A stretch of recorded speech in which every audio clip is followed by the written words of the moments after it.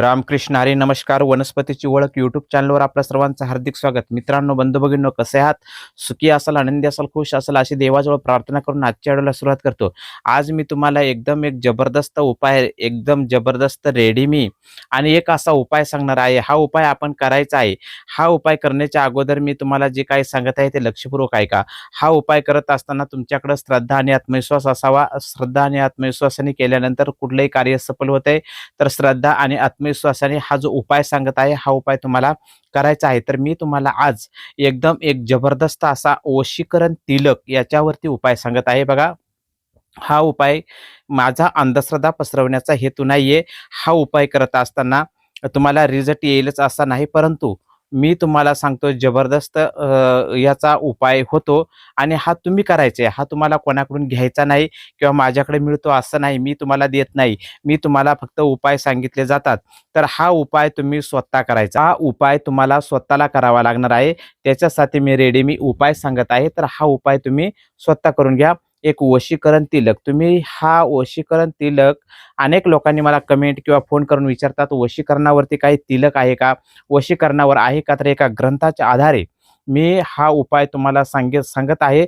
हा उपाय तुम्ही अवश्य करायचे. यांनी प्रजा वश होईल, राजा वश होईल, सर्व जग मोहित होईल. तुम्हाला ज्या ज्या व्यक्तीला वश करायचं ती व्यक्ती यांनी वश होईल. खायचं नाही, प्यायचं नाही, खाया पेव घालायचं नाही, काही तुम्हाला उपाय करायचा नाही, मंत्र बोलायचं नाही. एकदम साधी सोपी रेडीमी उपाय तुम्हाला सांगत आहे. तर हा उपाय तुम्हाला करायचा आहे. तर बघा, एक याचाच तुम्हाला मी आयुर्वेदिक औषधी उपाय पण सांगणार आहे. त्यासाठी व्हिडिओ संपूर्ण बघायचा आहे तुम्हाला आणि अगदी छोटा व्हिडिओ आहे, जास्त मोठा व्हिडिओ नाहीये. तर व्हिडिओ संपूर्ण बघा.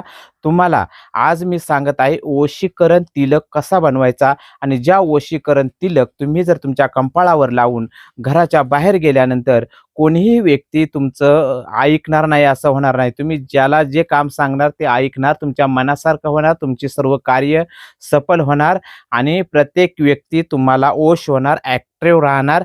इतका जबरदस्त रेडीमी उपाय आहे, परंतु हा करत असताना श्रद्धा आणि विश्वासाने केल्यानंतर तुम्हाला करायचं आहे. तर बघा, त्यासाठी तुम्हाला काय लागणार आहे?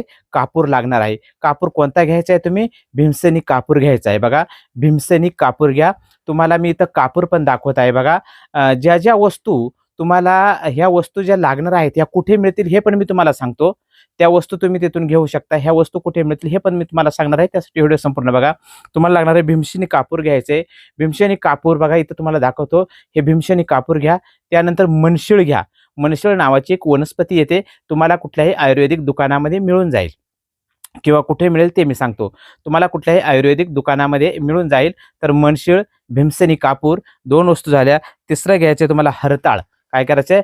हरताळ ही एक वनस्पती आहे. तर हरताळ घ्यायचं आहे. आणि तिसरं घ्यायचं लाजाळू. लाजाळू ही एक वनस्पती आहे. लाजाळू वनस्पतीचं पंचांग पावडर घ्यायचं आहे. काय करायचे? लाजाळू वनस्पतीची पंचांग पावडर घ्यायची आहे. तुम्ही जर रविपुष्य नक्षत्रावर लाजाळूचं झाड विधिवत मुहूर्तावर काढून वाळवून ठेवलेलं असेल, त्याची पावडर करून ठेवलेली असेल तर उत्तम, किंवा तुम्ही आयुर्वेदिक दुकानामधून सुद्धा घेऊ शकता. लाजाळूची पावडर घ्या, हरताळ घ्या, मनशिळ घ्या आणि भीमसेनी कापूर घ्या. इथं तुम्हाला ते जे फोटो पण मी दाखवत आहे बघा, का अशा प्रकारे असतात. तर काय करायचंय? भीमसेनी कापूर, हरताळ, मनशिळ, लाजाळू ही समप्रमाणामध्ये घ्यायची आहे. याची पावडर करायची आहे. काय करायचे?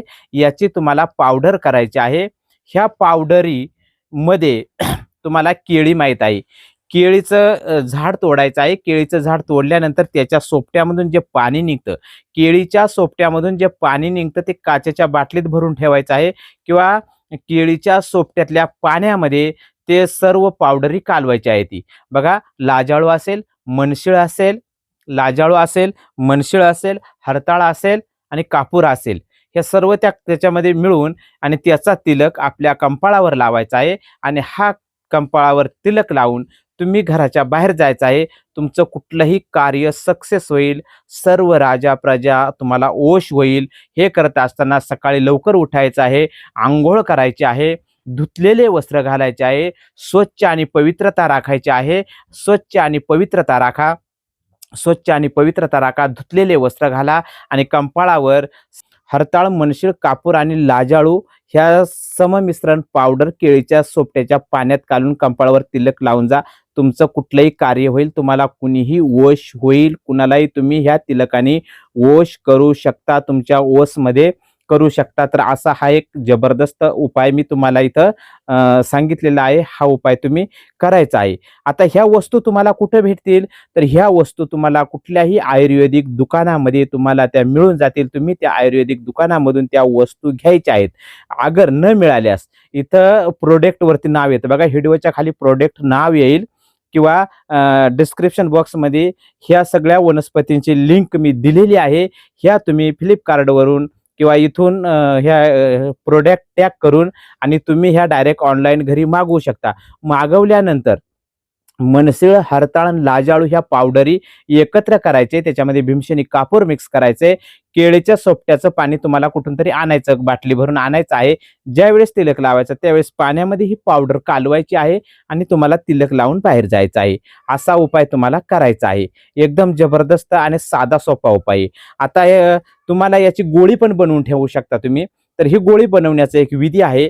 दर पौर्णिमेला रात्री दिवस मावळल्याच्या नंतर चंद्रामध्ये केळीच्या सोपट्यामधली आलेलं पाणी पूर्ण त्याने गोळी बनवून त्याच्यामध्ये पाणी टाकून मळून आणि या पावडरची गोळी करून किंवा गंध गोळी करून ठेवू शकता. पण ज्या वेळेस तुम्हाला लावायची त्यावेळेस सुद्धा केळीच्या सोपट्यातलं पाणी गुलाबजल लागेल. मग तुम्ही काय करायचं, गुलाबजल आणि केळीच्या सोपट्यातल्या पाण्यामध्ये ती गंध गोळी उगाळून कपाळावर तिलक लावून आणि तुम्ही बाहेर जायचे. असा उपाय केल्याच्या नंतर तुम्हाला कुठलीही व्यक्ती, कुठलाही माणूस, कुठलीही राजा, कुठलाही प्रजा ओश होईल आणि तुमची सर्व कार्यसिद्धीसाठी याचा एकदम जबरदस्त उपयोग होईल. त्याचप्रमाणे कापूर याचा मी तुम्हाला दुसरा एक उपाय सांगत आहे का, जो तुम्ही एक अमृत अर्क म्हणून म्हणावणार आहे. तर हा अर्क सगळ्या आजारांवर काम करते. कुठल्याही आजार असा नाही का त्या आजारावर काम करत नाही. हा अर्क, ओवा अर्क आणि आसमन तारा या 3 वनस्पती घ्यायच्या आहेत. ह्या 3 वनस्पती घेतल्यानंतर एक काचेची बाटली घ्यायची आहे. त्या काचेच्या बाटलीमध्ये आसमन तारा टाका, त्याच्यामध्ये पुदिना अर्क टाका, ओवा अर्क टाका आणि बाटली पॅक करून, काचेची बाटली पॅक करून ठेवा. 2 तासामध्ये त्याचं पूर्ण ऑटोमॅटिक पाणी होईल. पाणी झाल्यानंतर तो जो अर्क तयार होईल, तो अर्क तुमची पोटदुखी असून द्या, ऍसिडिटी असून द्या, गॅस असून द्या, कुठलाही खाज, खुजली, गचकरण त्याच्यावरती फक्त त्याच्यावरती लावायचे. खाज, खुजली, गचकरण असेल, गचकरणाचे खूप पेशंट आहेत, तर गचकरण झालेल्या पेशंटनी ते फक्त गचकरणावरती लावा. तुमचं गचकरण 3 दिवसामध्ये पूर्णपणे बरं होऊन जाईल. त्याचप्रमाणे तुमच्या पोटामध्ये दुखतंय, उष्णता वाढलेली, घशाचे प्रॉब्लेम आहे, कुठलाही आजार जर असेल तर 2 थेंब पाण्यामध्ये टाकायचे आहे. 1 ग्लासामध्ये पाणी घ्यायचं, 2 थेंब त्याचे मोजून 2 थेंब पाण्यामध्ये टाका आणि ते पाणी प्यायचं आहे. असं पेल्याच्या नंतर कापूरपासून बनवलेला हा अर्क तुमच्या शरीरामधील सर्व आजार 100% पूर्णपणे बरे करतोय, 100% पूर्णपणे घालून टाकतोय. हा उपाय तुम्ही करा. हा उपाय मी केलेला आहे. पुदिना अर्क, ओवा अर्क, आसमन तारा काचेच्या बाटलीत भरून ठेवा. आयुर्वेदिक दुकानात कुठेही मिळेल. आणि तो जो अर्क आहे तो 2-2 थेंब कोणत्याही आजारावर द्या. 2-2 थेंब पाण्यामधून कोणत्याही आजारावर दिल्यानंतर कोणताही आजार पूर्णपणे बरा होईल. चर्मरोग, फिंगल इन्फेक्शन वगैरे काय असेल चट्टेनाटे त्याच्यावर वरतून लावायचं आहे आणि आतून पोटामधून घेण्यासाठी 2 ते 3 पाण्यामधून द्यायचा आहे. कुठलाही आजार 100% पूर्णपणे बरा होतो. हा एक एकदम जबरदस्त असा उपाय मी तुम्हाला ह्या चॅनलच्या माध्यमाद्वारे सांगितलेला आहे. तसाच वशीकरणाचा सुद्धा उपाय तुम्हाला सांगितलेला आहे. वशीकरणाचा उपाय सुद्धा तुम्ही करू शकता. चला, अशाच माहितीसाठी आपल्या चॅनलला फॉलो करून ठेवा. उद्या भेटू नवीन माहिती, नवीन व्हिडिओ बरोबर. धन्यवाद. रामकृष्ण हरी, जय धन्वंतरी भगवान.